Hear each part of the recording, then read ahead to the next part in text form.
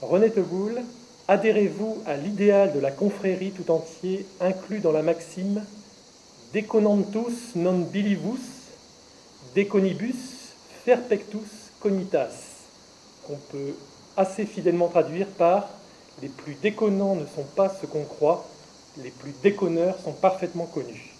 Si oui, acceptez ce nez rouge qui représente la plus haute distinction de notre léger contre-ordre et dites « J'en suis fier ». J'en suis fier. Considérez-vous comme intronisé. La conférence peut commencer. Alors, ça gâche la photo après. Merci beaucoup. Donc René Teboul va vous présenter donc, toute sa réflexion et ensuite il y aura un débat avec vous. Vous pourrez poser des questions complémentaires ou au contraire débattre. Voilà, la salle sera ouverte au débat. Alors pourquoi il y a les micros? C'est vrai qu'il y a une très bonne acoustique, mais en fait il faut savoir que toutes les vidéos sont enregistrées. Elles sont déjà en ligne sur le site. Elles sont passées en direct sur le site. Et voilà, du coup, nous allons faire toute une campagne à la suite de ces 3 jours pour qu'il y ait une large diffusion sur les réseaux sociaux et sur les différents sites internet des partenaires, puisque nous avons beaucoup de partenaires qui est Attac, Otis, je vais en oublier plein, mais vous l'avez sur la plaquette. Je vous présente René Teboul. Voilà, j'ai eu la chance de l'avoir comme enseignant. Il y a de nombreuses années, puisque j'ai fait moi aussi la fac de sciences éco à U2. Et donc René Teboul est essentiellement spécialisé dans l'économie de la Méditerranée et en économie politique et histoire de l'économie politique. Donc vous allez comprendre toutes ces interventions.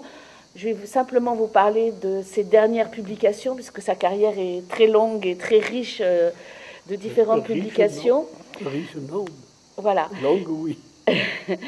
Et donc en 2005, il a publié un ouvrage qui s'appelle Contre l'Europe, l'Europe qui se dessinait, et il a démontré tous les effets pervers qu'il pouvait y avoir dans cette construction, celle-là, non pas l'idée d'Europe, mais de cette construction de cette Europe.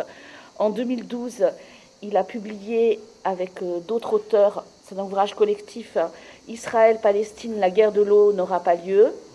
Et en 2009, il a publié L'État d'Israël chez Fayard, qui a eu le prix Sciences Po Paris et qui a été traduit en anglais pour l'instant. Voilà. Donc, cher René, je vous laisse la parole. Bien. Aujourd'hui, mon but, c'est de vous parler un petit peu de comment s'est construit l'économie politique avant d'être une science économique. Donc, on va remonter un petit peu loin dans le temps. Et à partir de l'exemple français, on va parler de ce qui s'est passé au XVIe et XVIIe siècle. Alors pourquoi s'interroger sur les origines de la pensée économique? Eh bien parce que ces économistes, ces premiers économistes, ils avaient une façon de penser qui était différente de la nôtre.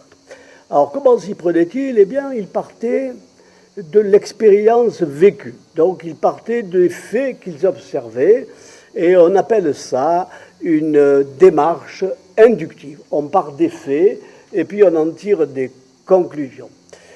Aujourd'hui, on procède différemment.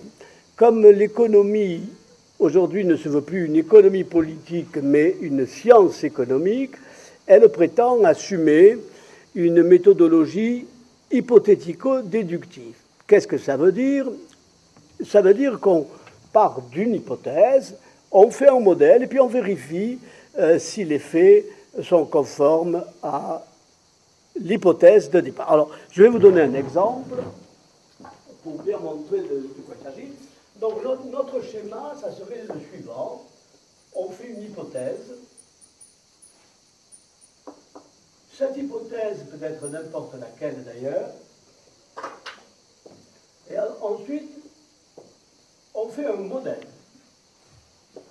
On essaie d'expliquer pourquoi cette hypothèse est raisonnablement logique, comment elle est rationnelle.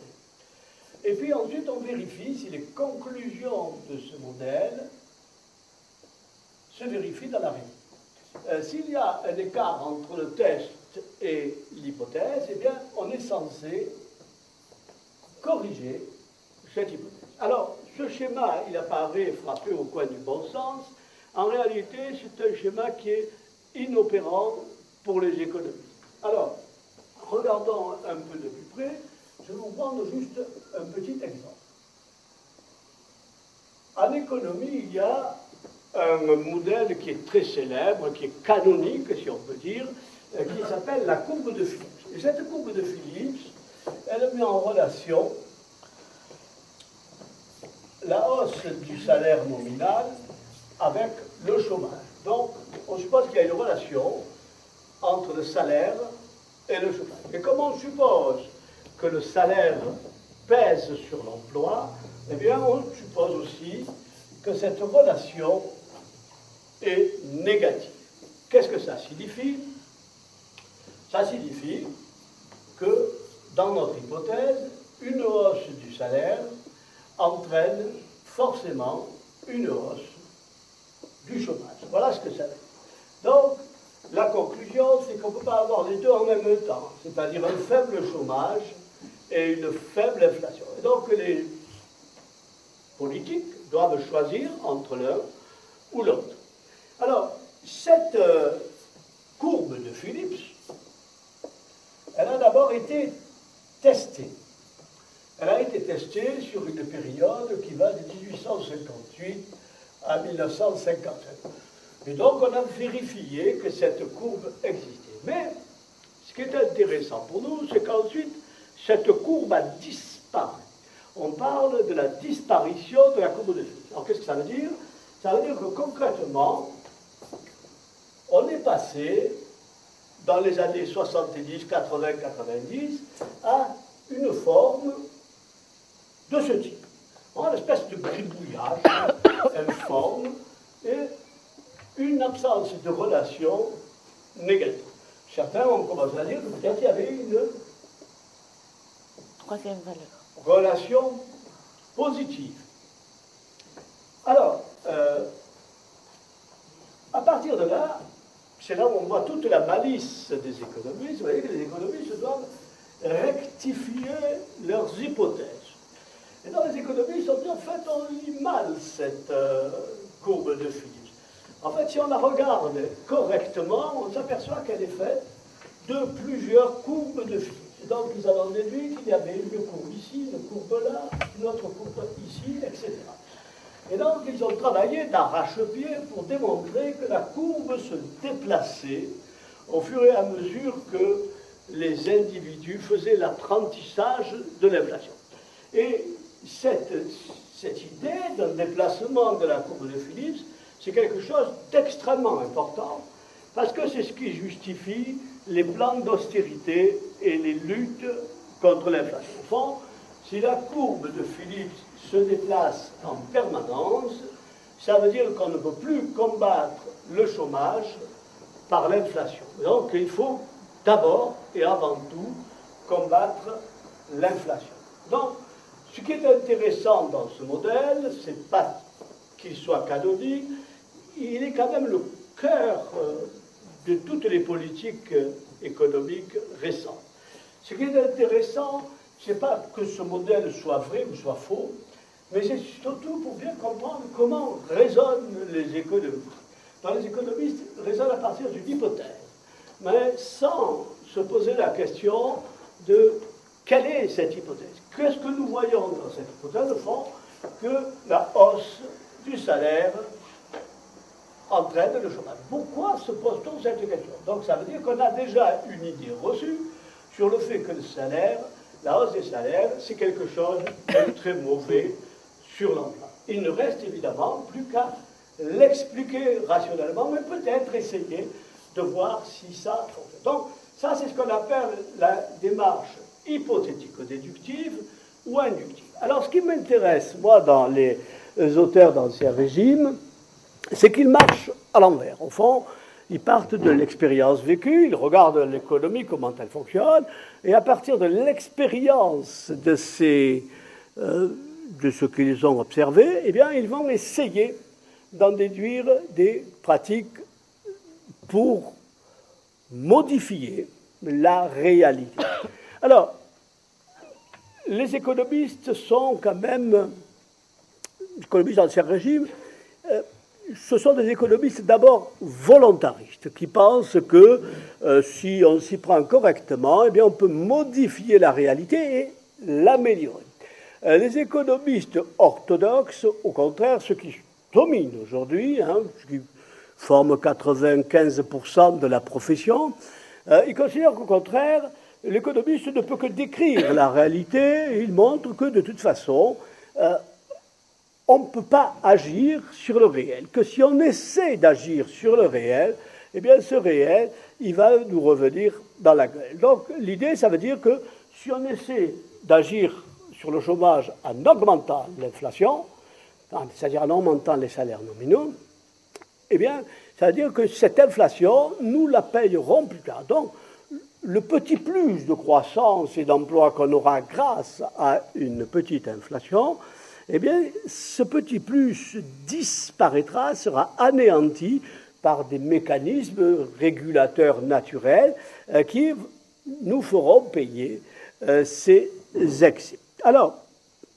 c'est pour cette raison que, à mon sens, les premiers économistes sont extrêmement intéressants, parce qu'ils essaient de faire avec la situation présente et de mettre en lumière, au fond, des principes d'action sur la réalité. Alors, c'est de ça que je vais essayer de vous parler. Alors, je vais prendre le cas des auteurs français qui ont été très très importants dans la formation de l'économie, de la science économique même. Et on peut dire même que c'est les Français qui ont inventé le terme d'économie politique. Alors, semble-t-il, parce que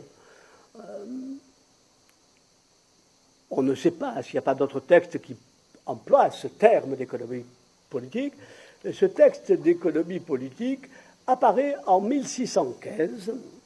Il apparaît sous la plume de Montchrétien. Alors, Montchrétien, c'est un personnage extrêmement important qui écrit en 1615 un traité d'économie politique.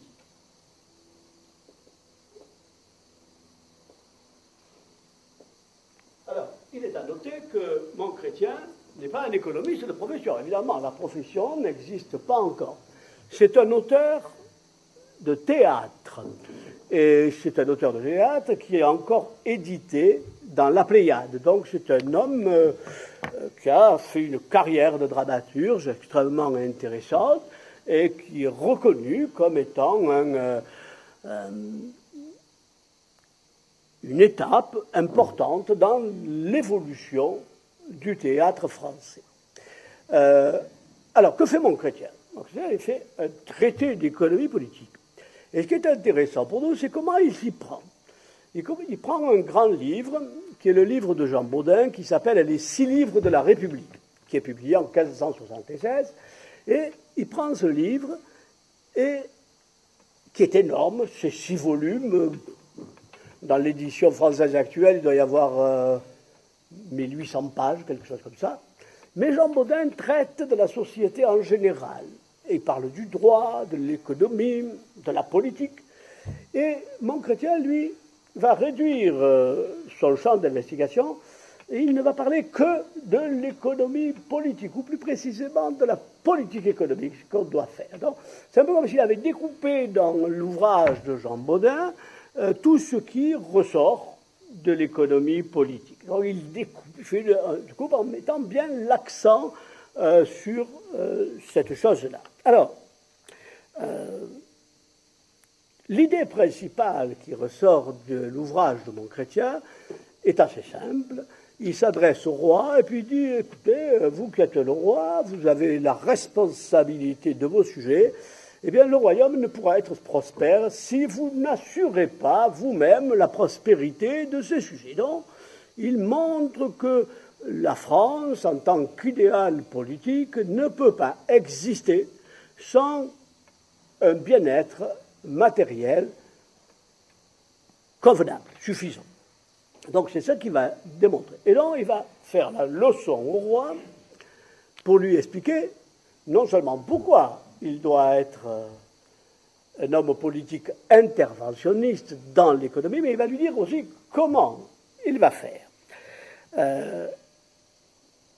Alors, à cette époque-là, commence à apparaître un grand nombre de textes sur l'économie politique et la politique économique.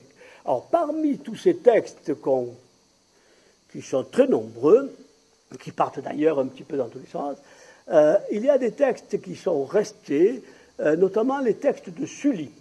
Donc, Sully, sous son véritable nom, Maximilien de Béthune, va écrire un certain nombre de textes sur l'économie politique, sur la gestion des finances publiques et comment l'État doit faire pour que le royaume prospère, évidemment. Ça, c'est la première étape. À partir de cette étape, il va y en avoir une suivante au tournant du XVIIe et du XVIIIe siècle, avec des auteurs importants comme Vauban, le maréchal de Vauban, et ensuite Bois-Guilbert. Ces auteurs vont partir de la crise. Ils traitent de la double crise qui existe dans les années 1700. Et cette double crise, elle se caractérise à la fois par un effondrement de la production agricole, donc on peut dire une plongée dans la misère d'une grande partie de la population, puisque c'est l'époque des famines, des disettes. Et ensuite, ils vont traiter de la crise des finances publiques. Et donc ça, c'est extrêmement intéressant pour nous, parce qu'à lire Vauban ou Bois-Guilbert, eh bien, nous avons l'impression qu'ils écrivent pour la période dans laquelle nous nous trouvons. On a l'impression qu'ils parlent tout à fait de la même chose. Alors, petite parenthèse avant de continuer, les économistes dont je viens de vous citer, ce ne sont pas des économistes de profession. Vauban, c'est un maréchal. Et c'est un homme de guerre prestigieux. Et c'est un homme de guerre qui a l'oreille de Louis XIV. C'est-à-dire Louis XIV aime beaucoup Vauban. Il le considère comme un homme extraordinaire et en qui il peut avoir tout à fait confiance. Ça va être très important pour la suite de ce que nous allons dire. Alors, que disent Bois-Guilbert et Vauban, qui sont deux auteurs clés, me semble-t-il? Première des choses, ils dénoncent l'insuffisance de l'implication de l'État dans l'économie. Il n'y a pas assez d'État, finalement. Et deuxièmement, ils expliquent que s'il n'y a pas assez d'État, c'est parce que le système fiscal est extrêmement mauvais. À cette époque-là, le système fiscal est privatisé, en quelque sorte, puisque c'est le système de la ferme générale. Donc on donne l'autorisation à des fermiers généraux de prélever l'impôt, et puis eux, ils prennent évidemment tout à fait les bénéfices. Donc, Vauban comme Bois-Guilbert vont dénoncer ce système, et ils vont plaider pour une nationalisation, une centralisation de l'impôt. Évidemment, ils vont se heurter à des lobbies puissants, parce qu'ils dénoncent la cupidité, ils dénoncent la spéculation, que celle-ci soit financière ou immobilière d'ailleurs. Il y a une spéculation immobilière infernale, notamment à Paris.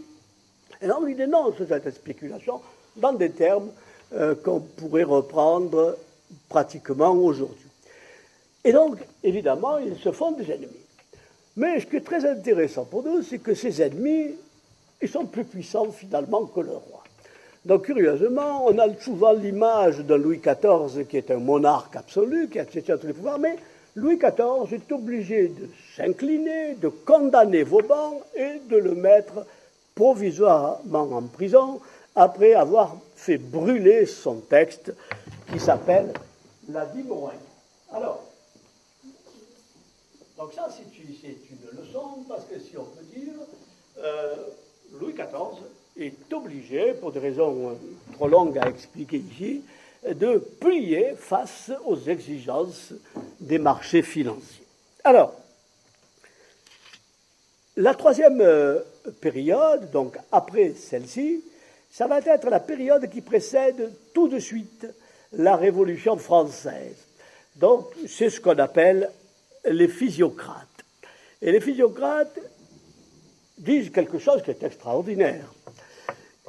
Ils écrivent entre 1750 et 1790, disons, pour aller vite, et ils disent la chose suivante. Ils disent que si la classe dirigeante, la noblesse, ne se réforme pas, si elle ne procède pas à une réforme radicale de l'impôt vers plus de justice sociale, eh bien, cette classe disparaîtra et il y aura une révolution. Et on va revenir sur ce point un peu plus tard. Alors, tous ces auteurs ont une idée assez précise. D'abord, ils écrivent dans une période où la nation se construit. Donc, ils voient la nation comme un idéal qui doit être soudé autour de la personne du roi, bien évidemment, mais dans lequel, finalement, il n'y a pas d'injustice. Il n'y a peut-être pas d'égalité, mais il n'y a pas d'injustice, ce qui n'est pas tout à fait la même chose. Donc, ils travaillent sur cette idée d'une construction de la nation. Et évidemment, l'institution qui est capable de construire la nation, c'est l'État. Alors, à partir de là, ils vont commencer par dire, voilà ce que doit faire l'État. Donc tous ces auteurs vont très peu s'occuper du marché. Ils ne vont pas dire grand-chose sur les marchés, ça ne les intéresse pas trop. Et par contre, ils s'intéressent aux capacités d'interventionnisme de l'État. Alors voyons les problèmes qui sont analysés par ces auteurs-là. Il y en a trois principaux, il y en a beaucoup, mais il y en a trois principaux. Premier problème, bien sûr, je l'ai déjà dit, c'est la question de l'impôt. Donc, cet impôt, selon tous ces auteurs, doit être non seulement plus juste, on va voir ce que ça recouvre, cette idée, mais en outre, il doit être plus abondant. Deuxième voie d'intervention, l'État doit construire, produire des infrastructures de façon à activer le marché. Et bien sûr, pour produire ces infrastructures, il a besoin, l'État, des recettes fiscales. Et le troisième point, extrêmement important, me semble-t-il, pour nous aujourd'hui, c'est la politique de protection de la nation. Donc, tous ces auteurs sont protectionnistes, c'est-à-dire que l'État doit regarder ce qui rentre et ce qui sort au bénéfice, évidemment, de ces sujets. C'est ce qu'on appelle une politique mercantiliste. Alors, cette politique mercantiliste, c'est très important pour nous, parce qu'aujourd'hui, on considère qu'en Europe, le pays qui pose le plus de problèmes, c'est l'Allemagne, justement parce que cette Allemagne procède à une politique mercantiliste, c'est-à-dire elle cherche à générer d'abord des excédents commerciaux, même si c'est au détriment de ses voisins. Alors, regardons d'abord la question de l'impôt. Il faut bien retenir que c'est la question de l'impôt qui est l'acte fondateur de l'économie politique. C'est-à-dire que l'économie politique commence à exister à partir de la question de l'impôt. Cette question de l'impôt va être relativement abandonnée ensuite avec Adam Smith, où l'impôt ne sera qu'un détail, une question tout à fait secondaire. Mais pour tous les auteurs dont je viens de parler, les auteurs d'Ancien Régime, l'impôt est la question centrale. Alors, que doit être cet impôt? Eh bien, il doit d'abord être juste et rentable. Alors, c'est assez compliqué. La première idée révolutionnaire, entre guillemets, de ces auteurs, c'est de faire un impôt proportionnel. Cet impôt proportionnel, il est estimé, notamment par Vauban, qui écrit la dîme royale, à 10% des revenus. Alors, l'impôt proportionnel, nous maintenant, nous ne sommes plus là, puisque nous n'avons pas d'impôt proportionnel sur le revenu, mais nous avons maintenant un semblant d'impôt progressif.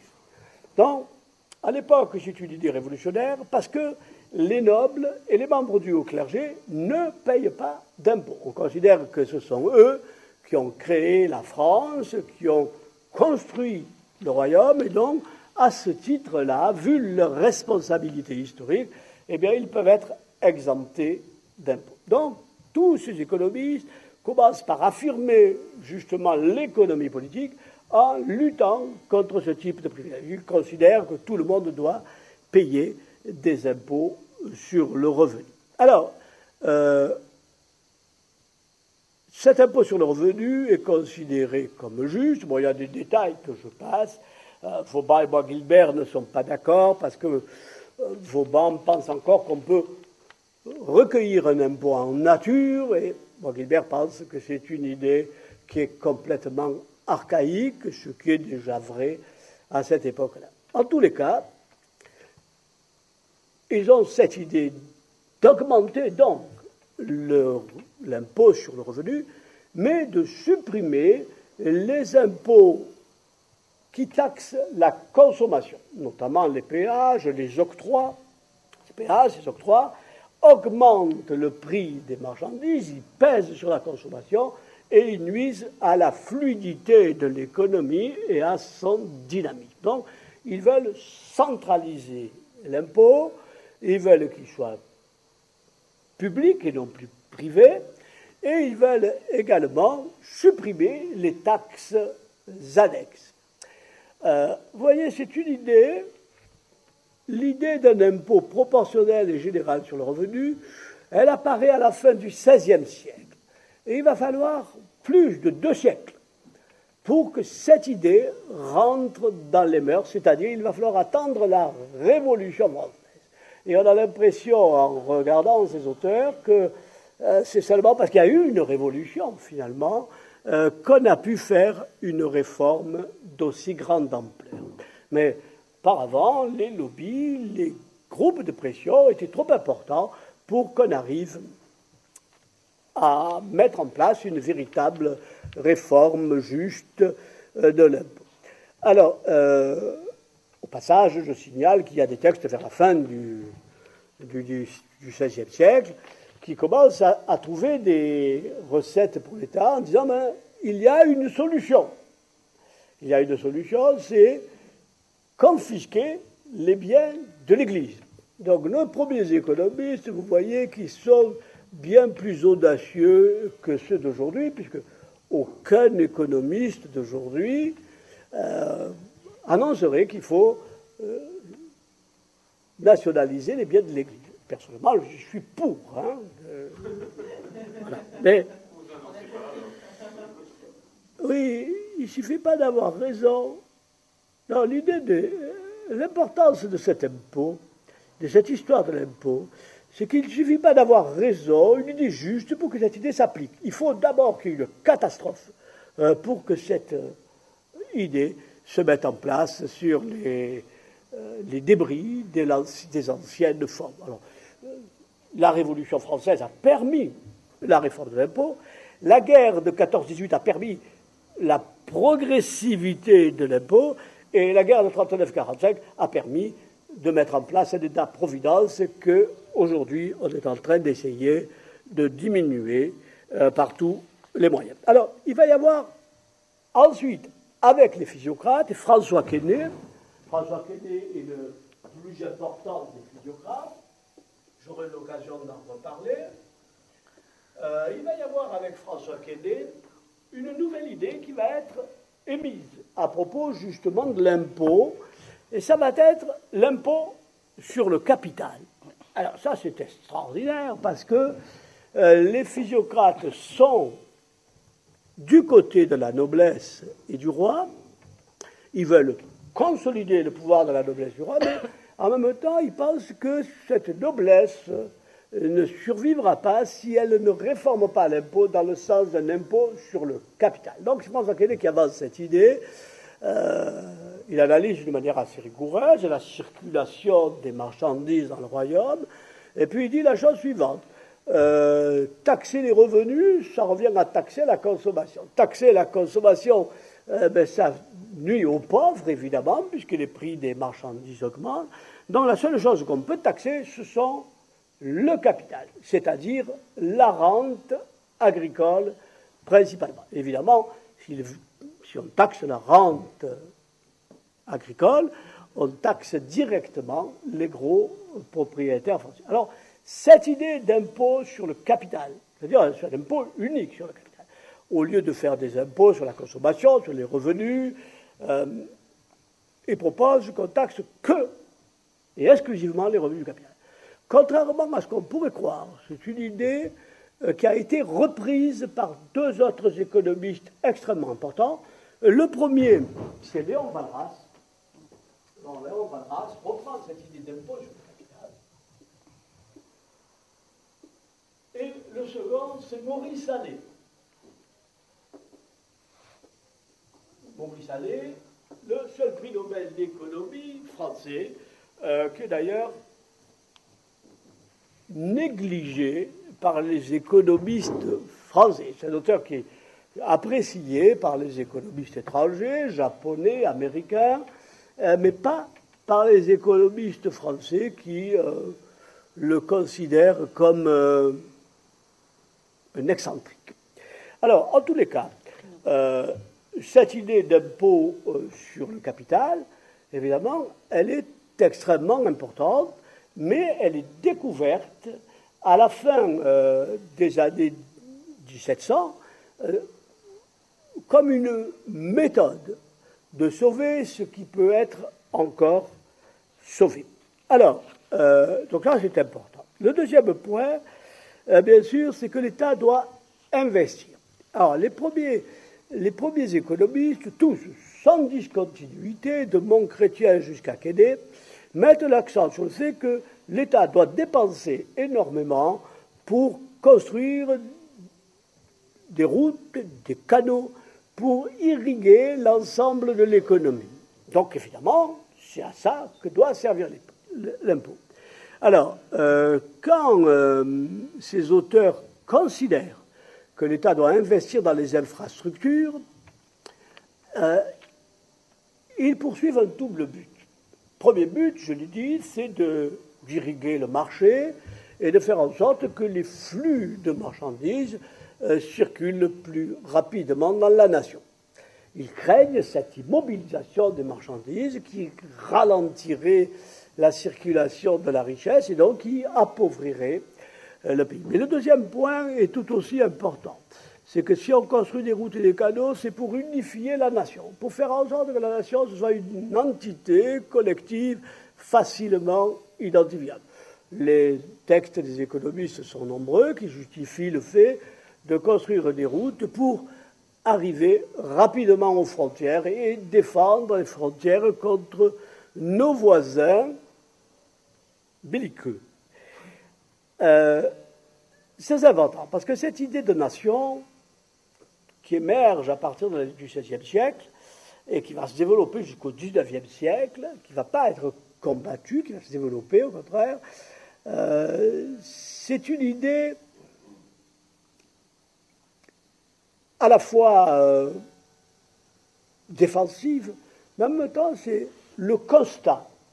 C'est le constat qu'un pays comme la France, les Pays-Bas, l'Espagne, l'Italie ne peuvent pas augmenter leur territoire. Donc, quand vous lisez Vauban, eh bien, Vauban considère qu'il ne faut plus faire de guerre et qu'il faut construire des frontières solides pour la nation. C'est-à-dire, on n'a plus l'ambition de devenir un empire. Et donc, la nation, c'est une forme de marche vers la paix, c'est-à-dire qu'on renonce, en créant la nation, à continuer la guerre avec le voisin.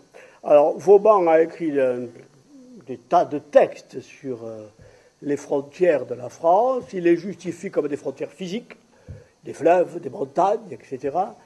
Et il en profite pour dire que la France a une géométrie parfaite, puisqu'elle représente un hexagone et que l'hexagone est la forme spatiale parfaite, celle qu'on retrouve dans chez les abeilles, par exemple, forme hexagonale, c'est-à-dire qu'il y a une correspondance entre tous les espaces quand ils sont de même taille, qu'ils sont hexagonaux. En plus, l'hexagone représente une capacité de centralisation que les autres formes n'ont pas. Donc, ce que je voudrais qu'on retienne, c'est que la nation, dans toute cette période-là, et bien entendu encore plus dans la Révolution de 89, c'est une idée progressiste et pacifiste. C'est-à-dire on renonce à conquérir l'étranger, des territoires à l'étranger, et on s'occupe de l'égalité entre les citoyens dans le cadre de la nation. Alors, l'État doit intervenir aussi autrement. Donc, il doit intervenir pour les raisons que j'ai dites sur les infrastructures, mais il doit intervenir pour contrôler les prix. Alors, pourquoi l'État doit-il contrôler les prix? Eh bien, les prix qui posent de gros problèmes dans toute la période de l'Ancien Régime, ce sont les prix agricoles. Or, ces prix agricoles sont extrêmement dépendants des fluctuations climatiques. Quand le climat est bon, on a une récolte extrêmement abondante et les prix s'effondrent. Et quand le climat est mauvais, on a une production insuffisante et les prix s'envolent complètement. Et donc, on a un mécanisme de gestion. Quand les prix s'envolent, les paysans ont tendance à moins cultiver de terres. Ils mettent en friche des terres, et donc ces terres, eh bien, elles manqueront dans la période suivante, lorsque le cycle climatique deviendra mauvais. Donc, évidemment, il y a cette idée que il faut que l'État régule les prix. Alors l'État, il régule les prix de deux façons. D'abord en les contrôlant. Bois-Guilbert milite pour ce qu'il appelle le juste prix, qui n'a rien à voir avec le prix du marché, évidemment. Le juste prix, c'est le prix qui permet à un travailleur, qu'il fût artisan ou paysan, de vivre de sa profession. À côté de cela, l'État doit contrôler les importations et les exportations. Alors l'idée, c'est que l'État doit faciliter les exportations de céréales parce que cela permet de maintenir le prix assez élevé et donc les terres agricoles en culture. Et évidemment, si on vend beaucoup à l'étranger, on a deux gros avantages. Premier avantage, lorsque le climat est mauvais, eh bien, on réduit nos exportations. Si on réduit nos exportations, on aura suffisamment de céréales pour nourrir notre peuple. Mais le deuxième avantage, c'est que ces auteurs d'Ancien Régime voient la France comme une grande nation agricole. Et donc, si les Français vendent beaucoup de grains à l'étranger, eh bien, au fond, ils auront un contrôle indirect de ces pays. Les pays étrangers dépendront de la France et ils seront moins enclins à faire la guerre. Alors, ça c'est important, c'est question de fluctuations climatiques qui occupent constamment les auteurs d'Ancien Régime. Alors, le troisième principe, évidemment, c'est le protectionnisme. Alors, le protectionnisme, qu'est-ce que ça veut dire? Contrairement à une idée reçue, le protectionnisme, ça veut dire qu'on vend et qu'on achète à l'étranger en fonction de notre intérêt. Et notre intérêt est défini par les priorités du développement de la France. Alors, premier avantage du protectionnisme, c'est d'espérer une balance excédentaire. Je fais une petite parenthèse là-dessus. Parce que les économistes orthodoxes considèrent que le protectionnisme est une très mauvaise chose, que le mercantilisme c'est absolument mauvais, c'est le mal absolu. Et ils considèrent que de toute façon, dans le monde moderne, les excédents et les déficits commerciaux, ils finissent toujours par se résorber. Les faits démontrent que c'est une idée imbécile. Totalement imbécile. Pourquoi? Parce qu'il y a des pays qui peuvent rester endettés sur le plan de leur commerce pendant des décennies. C'est le cas des États-Unis. Toutes les années, les États-Unis battent le record d'endettement commercial. La France, depuis 2002, elle est dans cette spirale déficitaire également. Mais, à contrario, on a des pays qui, pendant des décennies, peuvent être excédentaires. Par exemple, le Japon. Le Japon, ça fait 50 ans d'excédents commerciaux. C'est-à-dire, ces excédents commerciaux ne se sont jamais résorbés, même dans la libéralisation proposée par l'OMC et anciennement le GATT. C'est le cas de la Chine. La Chine, ça fait 20 ans d'excédents commerciaux, etc. On pourrait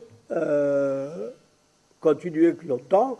L'Allemagne, ça fait un peu moins, ça fait que 5 ou 6 ans d'excédents commerciaux. Alors, donc, le protectionnisme, évidemment, c'est quelque chose d'important. Mais le protectionnisme a le souci de la balance commerciale, mais il a le souci du développement de la nation.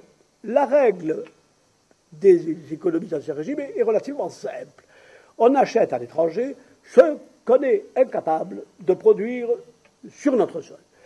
Il n'y a aucune raison d'acheter ce qu'on peut faire chez nous, parce que chez nous, nous avons besoin de créer de l'emploi et de la richesse. La seconde règle est la suivante, c'est qu'on peut acheter des matières premières et vendre des produits manufacturés. Ça, c'est une bonne politique.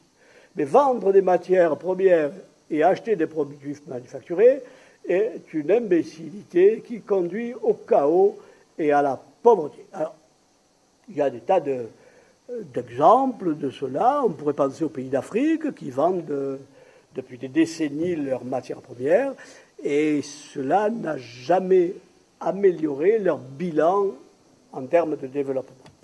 Alors, voilà donc, le protectionnisme, qu'il est. Le protectionnisme n'est jamais une fermeture totale des frontières. Donc nous avons des imbéciles médiatiques qui souvent nous répètent « Oui, vous allez nous conduire à la situation de l'Albanie, on ne pourra plus acheter à l'étranger, etc. Si vous faites du protectionnisme, si vous mettez des taxes et tout ça, vous allez nous conduire à la situation de l'Albanie qui est le comble de l'horreur. » En réalité, les économistes dans ces régimes parlent de protectionnisme ou même d'autarcie, ils écrivent autarcie.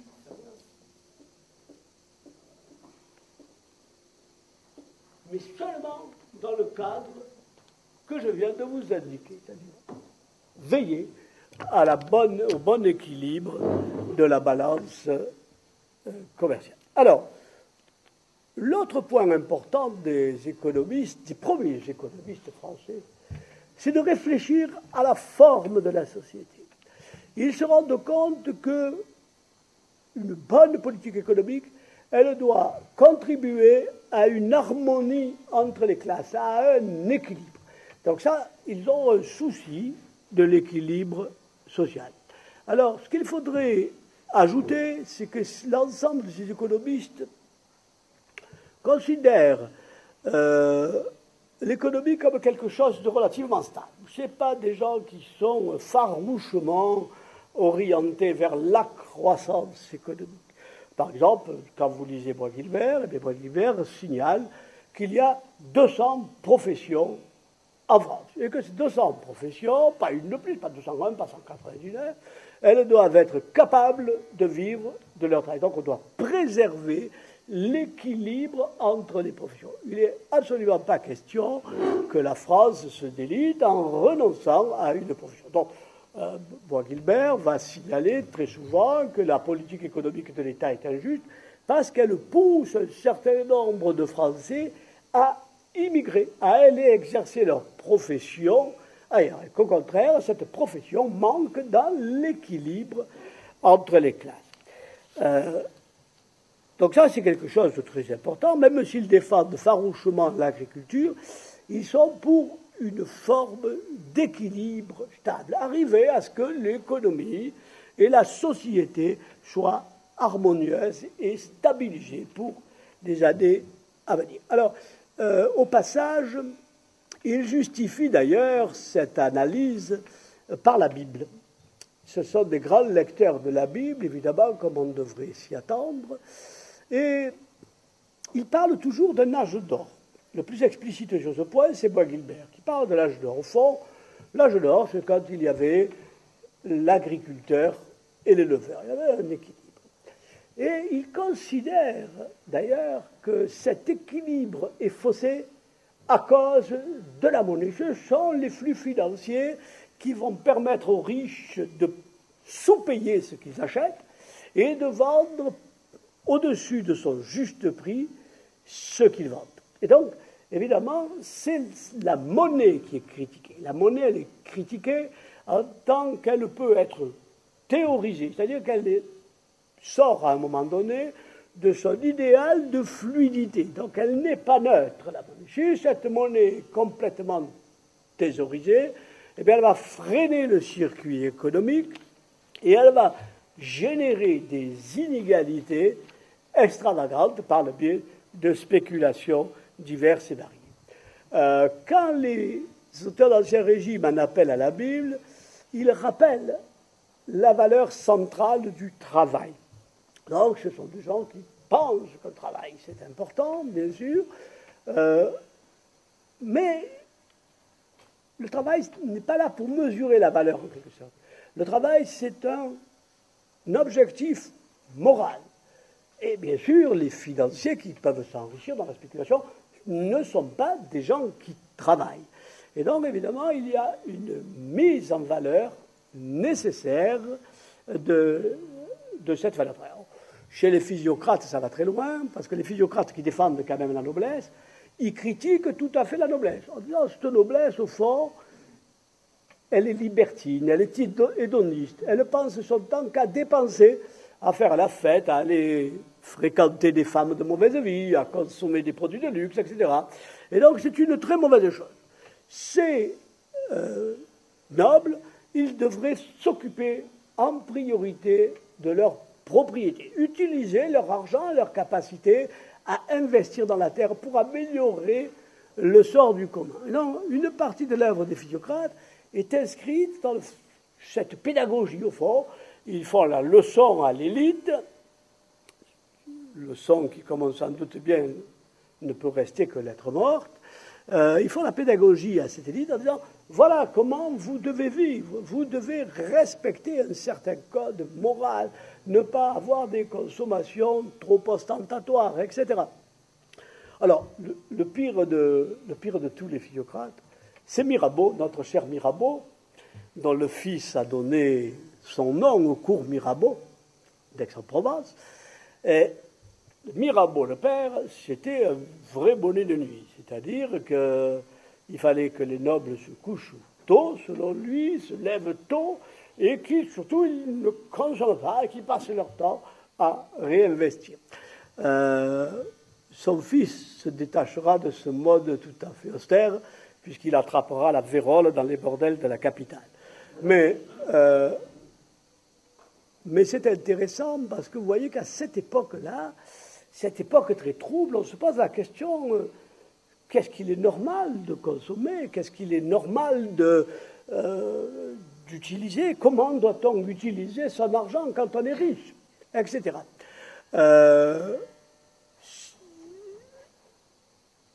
Les physiocrates, d'ailleurs, vont distinguer deux formes de luxe. Le luxe qui est dans la consommation de biens agricoles, et puis ce qu'ils appellent le luxe ostentatoire, c'est-à-dire les fêtes, les beaux costumes, les dentelles, et les femmes de mauvaise vie, bien entendu, après qu'ils en ont pas mal. Vous voyez qu'il y a une réflexion. Ce que je veux dire par là, c'est que tous ces auteurs d'Ancien Régime ne distinguent pas le point de vue économique du point de vue politique, social et moral. La morale est présente, évidemment, à tous les instants. Alors, comment est-on passé à autre chose? Alors, les premiers à mettre le verre dans le fruit de la science économique, curieusement, ce sont les physiocrates. Dans les physiocrates, dont la partie appliquée, pratique, restera une référence longtemps. Les physiocrates sont les inspirateurs du premier budget de la France d'après la Révolution. Avant la Révolution française, avant 1792 très exactement, il n'y a pas de budget de la France où on note les recettes et les dépenses, et où on cherche l'équilibre. C'est sur ces principes que Bois-Landry va essayer en 1792 de construire un modèle de budget. Mais ce qui est très intéressant dans le modèle de Bois-Landry, dans le texte de Bois-Landry qui est soumis à la Constituante, ce qui est très intéressant, c'est qu'il n'arrive pas à formaliser clairement l'impôt sur le capital. Il n'y arrive pas parce qu'il n'y a pas assez de recettes, parce que l'État a des besoins d'argent et que l'État doit compter encore sur des taxes sur les consommations, sur le tabac, etc. Déjà, les taxes sur le tabac. Alors, donc, tout l'aspect appliqué de la physiocratie est extrêmement intéressant. Mais à côté de ça, il y a un aspect éminemment désagréable. Les physiocrates, ce sont les créateurs d'une secte. C'est la première secte, la physiocratie, à se désigner comme les économistes. Ils parlent d'eux-mêmes en disant la secte des économistes. Ils se présentent comme ça. Nous sommes la secte des économistes. Et bien sûr, ce côté sectaire a fait beaucoup de petits.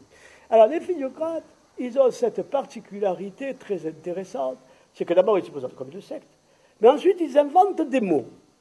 C'est-à-dire que si vous n'êtes pas initié au vocabulaire des physiocrates, vous ne pouvez pas les comprendre. Comme probablement aujourd'hui, si vous n'êtes pas initié au petit modèle des économistes, vous êtes incapable de les comprendre. Et l'économiste, par ce tour de passe-passe linguistique, est capable de vous faire avaler à peu près n'importe quoi. On l'a vu avec la question de la courbe de Philips. Donc ils vont inventer des mots. D'ailleurs, le mot physiocratie, c'est une invention personnelle de Quesnay. Physiocratie, ça veut dire le pouvoir de la terre, évidemment. Donc ça veut dire qu'au cœur de leur modèle, ils vont mettre l'agriculture. Ce qui est important pour nous, ce n'est pas tellement les errements imbéciles de la physiocratie. Curieusement, Voltaire se moquait des physiocrates et de Quesnay en particulier. Ils sont des imbéciles, c'est vraiment des gens qui perdent leur temps à écrire des élucubrations sur des sujets qui n'intéressent personne. Et Voltaire prédisait que dans quelques années, on ne parlerait plus jamais de François Quesnay des physiocrates. Voltaire s'est trompé, bien évidemment, et on en parle beaucoup. Mais le problème, c'est que Quesnay a eu une postérité. Et la première postérité de Quesnay, c'est Adam Smith. Adam Smith, professeur un peu farfelu de philosophie,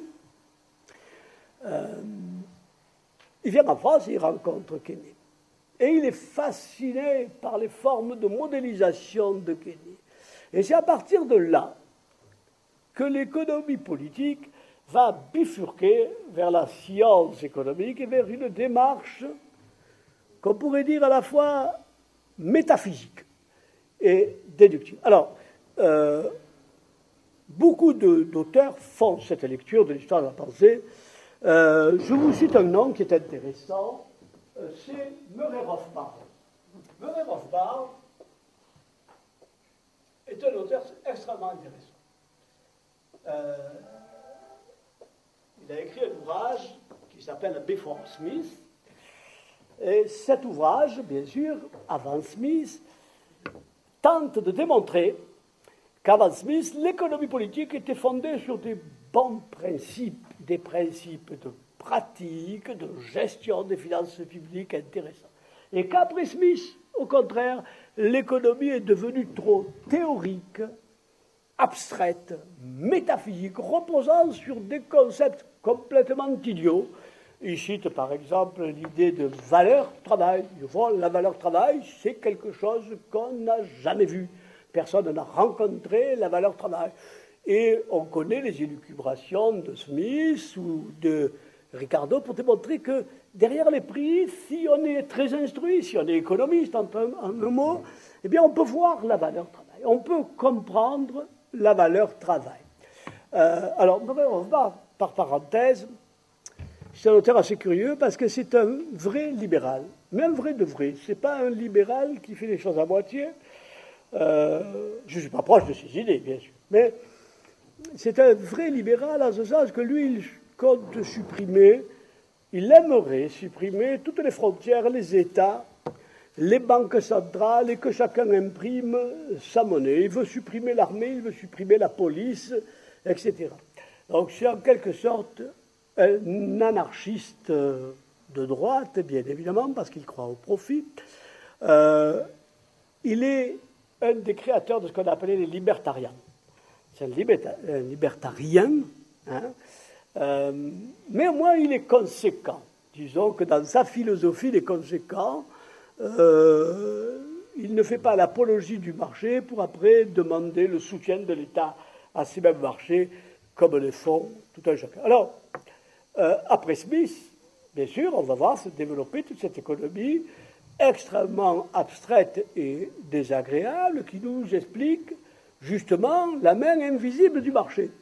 C'est quand même curieux parce que Smith se met dans la situation du voyant. Il n'y a que lui qui la voit, cette main invisible du marché. Donc c'est assez étrange. Donc c'est le révélateur d'une réalité que le commun des mortels est incapable de voir. Alors, je fais des petites guillemets, petite parenthèse plutôt. Smith n'est pas un économiste, contrairement aux apparences, pas un économiste. C'est un philosophe, professeur de morale, qui a écrit qu'un seul livre d'économie, qui s'appelle justement Enquête sur les causes de la richesse des nations. C'est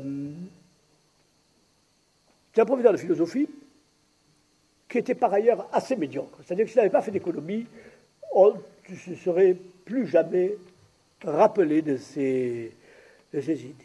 Alors Smith, c'est un tournant dans l'histoire de la pensée économique, puisque c'est à partir de lui que va se construire Ricardo, même Marx, hein, si on peut dire, Walras, etc. Mais Smith, à côté de cet ouvrage sur la richesse, sur l'économie, il a écrit bien d'autres textes, et notamment il a écrit un texte d'une connerie noire qui porte sur l'esthétique, c'est-à-dire il explique l'art. Évidemment, à la même époque où écrit Smith, Hegel écrivait déjà. Et Hegel avait un profond mépris justifié pour Smith. Et Hegel a écrit, comme vous le savez, un grand traité d'esthétique qu'il a enseigné dans ses cours à Iéna. Mais Hegel dit quelque chose d'extrêmement intéressant. Hegel est très important si on veut comprendre la critique de l'économie politique. Quand il critique Adam Smith, il critique en disant Adam Smith se trompe complètement. Parce que ce n'est pas l'État qui est au service du marché. C'est le marché qui est toujours au service de l'État. Et Smith, en bon économiste orthodoxe, pleurnichait tout le temps, comme pleurnichent toujours les économistes, en disant finalement, les prélèvements de l'État, ils empêchent la croissance, etc. Et il faut savoir qu'à l'époque où Smith écrit, les prélèvements fiscaux en Angleterre, qui était le pays le plus avancé sur ce plan-là, ils devaient se situer entre 5 et 10%. Et donc lui, il considérait qu'il fallait les diminuer. Sans trop savoir comment, d'ailleurs, parce qu'en même temps, il disait que l'État devait faire ceci, cela, etc. Mais ce qui est intéressant pour nous, c'est qu'à partir de Smith, et jusqu'à aujourd'hui, les prélèvements fiscaux vont augmenter. Et sans que cela empêche la croissance. Eh bien, au contraire, la croissance économique a toujours accompagné l'augmentation des prélèvements fiscaux. Et donc, évidemment, Hegel annonce, lui, au contraire, que l'État va prendre de plus en plus d'importance, et je pense que l'histoire lui a donné raison. Alors, concluons rapidement là-dessus. Première conclusion, c'est que les économistes d'Ancien Régime sont intéressants parce qu'ils se posent des questions concrètes, immédiates et quotidiennes dans la gestion de la nation. Évidemment, comme je l'ai dit, les marchés ne les intéressent que très peu. La seconde conclusion très importante, c'est qu'après Smith, l'économie politique va être de plus en plus soumise à la logique hypothético-déductive. Et elle va de plus en plus devenir abstraite, abandonnant de plus en plus un ancrage dans l'observation de la réalité. On peut dire que c'est d'abord le travail de l'école anglaise, mais c'est ensuite un peu tout cela. Dernier point, me semble-t-il, sur ces auteurs d'Ancien Régime, on redécouvre tout le temps ces auteurs d'Ancien Régime chaque fois qu'il y a de la monnaie dans l'économie. Et le troisième, ça sera Schumpeter, un petit peu après, qui montrera que ces auteurs sont extrêmement importants. Voilà, je vous remercie. Merci beaucoup.